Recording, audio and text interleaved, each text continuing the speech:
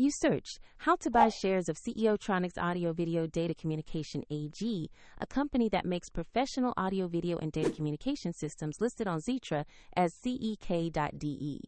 This is educational content only and not financial advice. To buy CEK.DE, you need a brokerage account, and we use eToro as an example to show the steps. After registering, you will need to verify your account, usually by uploading an identity document, and add funds before buying.